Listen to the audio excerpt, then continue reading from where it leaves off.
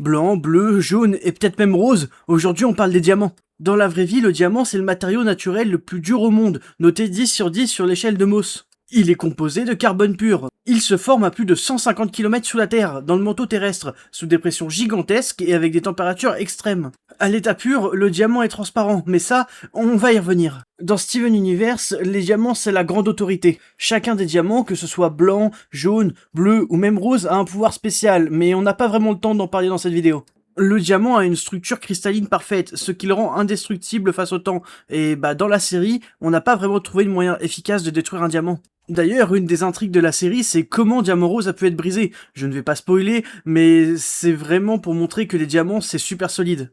Un diamant parfait laisse passer 100% de la lumière, il est totalement incolore, ou plutôt même blanc. Si vous voyez pas où je veux en venir, c'est pour vous expliquer que si Diamant Blanc est la chef au-dessus de tous les autres diamants, c'est parce qu'elle est parfaite.